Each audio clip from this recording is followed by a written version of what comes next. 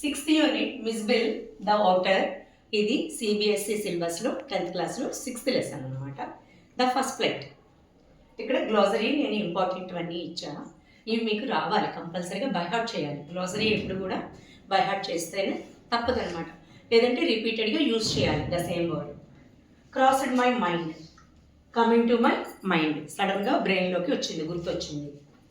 ఏ stones throw అంటే తెలుగులో మనం అంటాం కోతవేటి దూరంలో ఉందని అంటాం. ఇంగ్లీష్ ఎక్స్ప్రెషన్ ఏ షార్ట్ డిస్టెన్స్, దగ్గరలో ఉంది అని అర్థం.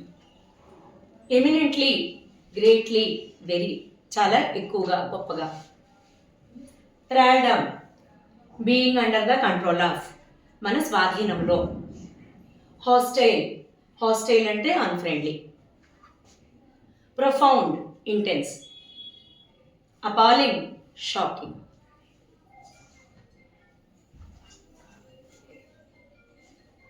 Affront, insult. Engrossed, completely interested in. Apparently, evidently, చాలా స్పష్టంగా, క్లియర్గా. Fumbling, doing something clumsily. ఇవి కాకుండా టెక్స్ట్ బుక్లో కూడా మనకి ఇచ్చాడు, అవి కూడా మనం బైహార్ట్ చేయడం. ఇందులో యాంటోనిమ్స్ మనకి అలవాటుగా రిపీటెడ్గా వచ్చినవి కాకుండా కొత్తగా ఇచ్చా. Casual, formal. క్యాజువల్ అంటే జనరల్గా, ఫార్మల్ అంటే అఫీషియల్గా. Spacious, cramped. Hostile, unfriendly.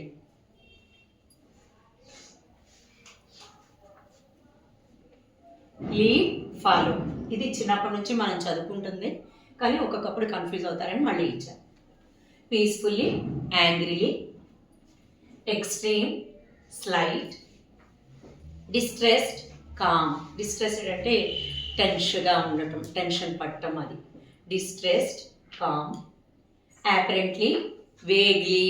యాపరెంట్లీ అంటే స్పష్టంగా, వేగ్లీ అంటే అన్క్లియర్లీ అని అనుకోవచ్చు. Symmetrical, asymmetrical. ఇక్కడ ఏ ఒక్కటి మనకి ప్రిఫిక్స్ అన్నమాట. Suitable, unsuitable.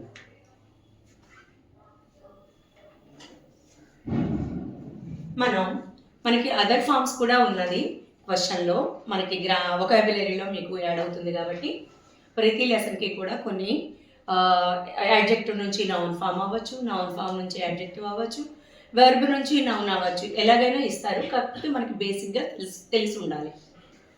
ఇక్కడ కొన్ని వర్డ్స్ వర్బ్ నుంచి నౌన్కి ఎలా మనం మార్చాలో తెలుసుకోండి. అరైవ్ అనేది రూట్ వర్డ్, అరైవ్ కాస్త అరైవల్, ఇది నౌన్ అయిపోయింది. ఫిక్స్ అనే root word, fixation, TION. Expect, expectation, ఇది కూడా మీకు సఫిక్స్లో స్పెల్లింగ్స్ ఎగ్జామ్స్లో ఇస్తాడనమాట. TION, SION అనేది. సో మనం స్పెల్లింగ్స్ కూడా నేర్చుకోవాలి. ఎక్స్టెండ్, ఎక్స్టెన్షన్, ఇక్కడ సఫిక్స్ SION, TION కూడా ఇస్తారు మీకు ఎగ్జామ్లో. Produce, production. Recognize, recognition.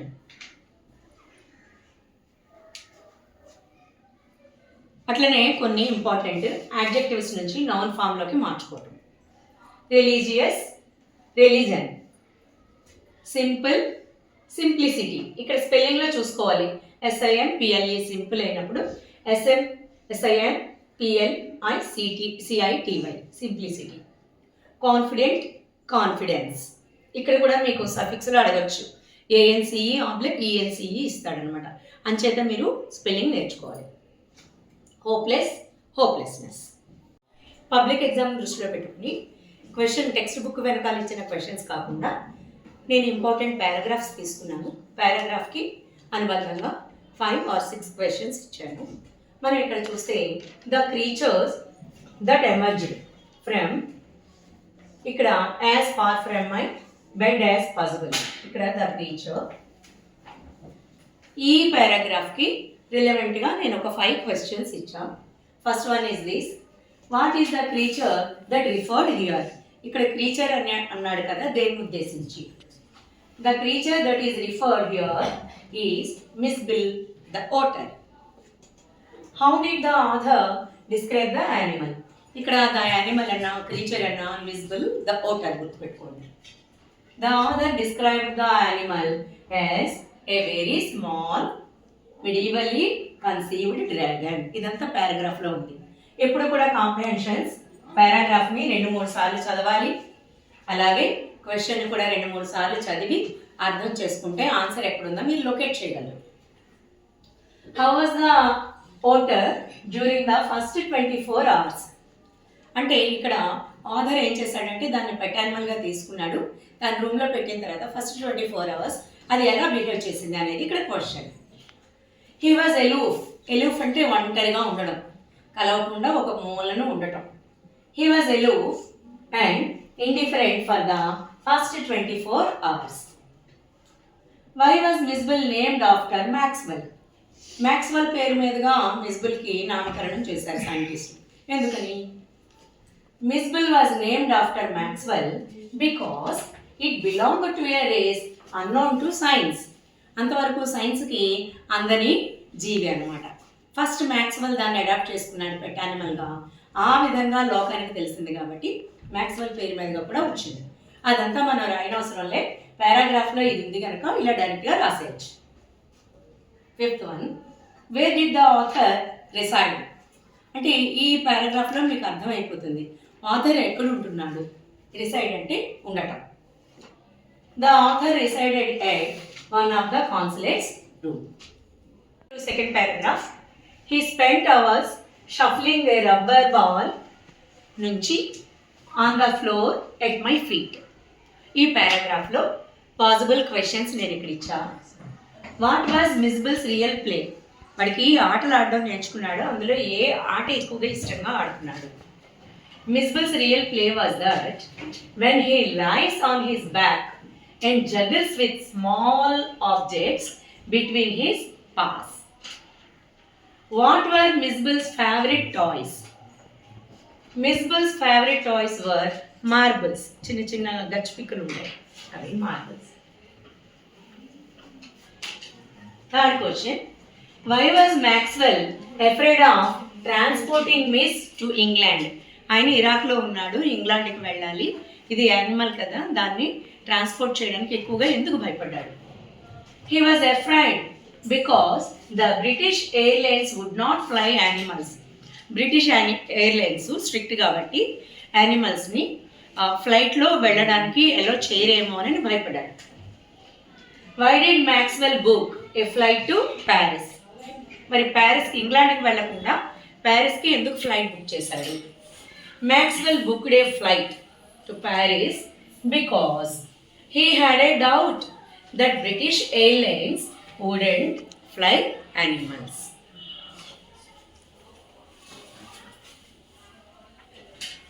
What did the another airlines insist? తను బ్రిటిష్ ఎయిర్లైన్స్ కాకుండా ప్యారిస్కి టికెట్ బుక్ చేసుకున్నాడు కదా. What did the another airlines insist అంటే ఒకటి చెప్పింది అనమాట, మస్ట్ అండ్ షుడ్గా చేయాలి.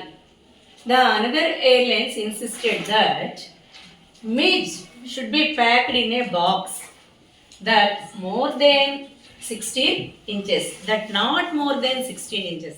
16x16 సైజులో మాత్రమే బాక్స్ తయారు చేయాలి, అందులో మాత్రమే దీన్ని ట్రాన్స్పోర్ట్ చేయాలని చెప్పింది. ఇందులో పాసిబుల్ క్వశ్చన్స్ ఇలా ఉన్నాయి. Question number 1, why did Maxwell put miss inside the box an hour before he started the journey?